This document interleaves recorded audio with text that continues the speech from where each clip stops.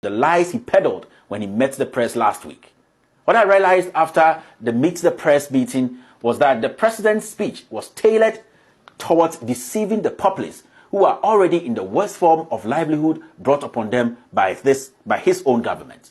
I feel ashamed on behalf of my government, on behalf of the NPP, which promised heaven, but almost 3 years into its tenure has no meaningful development to show to Ghanaians like myself, except mere continuous deceit, blame games, and display of lack of vision in actualization of its bogus campaign promise for good governance. The president boldly lied to Ghanaians on so many issues, from health, education, job creation, infrastructure, all the way to manipulation of figures. Today, we will fact-check the president and expose his lies and deceit. I've said that we, the new generation, will not just swallow anything these politicians throw at us. From today, we will fact-check them. We will fact-check people in government till the day of the elections. With all due respect, the president lied on so many things when he met the press on Friday. The first was how, after almost 3 years, Akufo-Addo still maintained the stale rhythm of meeting an empty treasury after the hard evidence of huge funds left behind by the Mahama administration. It's a fact. Anyone can go check it. The reason why I say this is simple. Where did the Akufo-Addo government get money to fund the free SHS in its first year? And where did his administration get money to pay the arrears Ghana owed the ECOWAS Peacekeeping Secretariat the first week of its administration? Where did he get the money from? These and many more we can talk about, my fellow Ghanaians. While the president rejoiced in what I would describe as self-delusion, that his government has performed above average, his government is yet to make any appreciable movement. The truth is that the president and his party have not been able, the president and the party I belong to, have not been able to deliver any of our major promises. It's a fact. We, the NPP, could not deliver on a single major promise in our manifesto. So I believe we don't have the moral right to criticize other people's promise and to ask for another term. The opposition at least can boast of what they have in their green book. They can boast of it, which till date, we the NPP have failed to contest.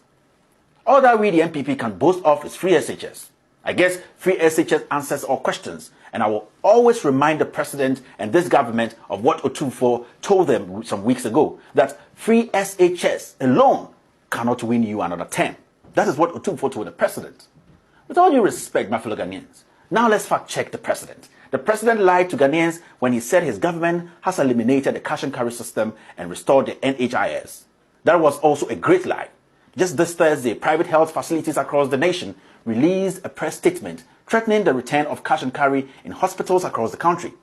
This actually explains vividly why this president is a liar and can't be taken serious.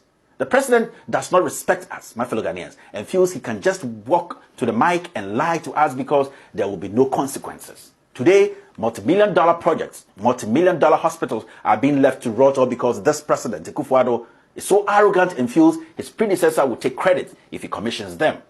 I was shocked to the bone when the president explained why the ambulances we Ghanaians purchased to save our lives have not been distributed. The president's answer to the question on the ambulances show his emptiness when it comes to governance and confirms the selfishness and greed of the president. My fellow Ghanaians, from the president's answer, one thing was clear. His immediate interest is political power, not the interest of Ghanaians. Two of his appointees, as you can see here, recently went to the States and to deliver. Yes, they even don't want their kids to be Ghanaians. These are the people we are feeding with our money. They went to ultra-modern hospitals in the US to deliver. His appointees traveled to South Africa, United States, and some European countries for medical checkup. The vice president is a victim and for all sorts of treatments. And then we sit here and praise these people. Another lie the president told. The president told Ghanaians he paid 80% of contractors over 2 billion cedis. The same person turns around and tells Ghanaians that the last administration never constructed any roads because all the roads existed only in their green book. The question is simple. So who did the president pay the 2 billion cedis to? And for what work? This shows the disrespect this president has for us. Again, another fact check and prove the president lied again. The president said the fiscal deficit as at 2016 was 6.1% and not 9.3%. The embarrassing thing here is in their own 2020 budget, and I'll say this, in our own, we, the NPP, our own 2020 budget, 6.1 was what was stated. So why should we believe this president? This president is a liar. This president does not respect us. He is full of lies and deceit. Another lie the president told in his Meet the Press program was that last year there was bumper harvest in cassava, plantain, yam and maize because planting for food and jobs did the magic. The president showed his ignorance when it came to his own program because cassava, plantain and yam all do not fall under planting for food and jobs. Yes, they don't fall under it. And I hope he does not come out to say he was misled. With all due respect, my fellow Ghanaians, the president scored himself 72%, rubbishing Imani's report on his government's performance. Ghanaians do not need special lenses to see the escalating insecurity, rising political uncertainties, biting economic hardships, corruption, nepotism, human rights abuse, as well as prevailing tension in the country. All this happening indicates that the country is collapsing under President Akufo-Addo and his party, the party I belong to, the NPP. The president and his party have held Ghanaians hostage and being treated like conquered people. Yes, we are being treated like slaves. Ghanaians can no longer freely exercise their constitutionally guaranteed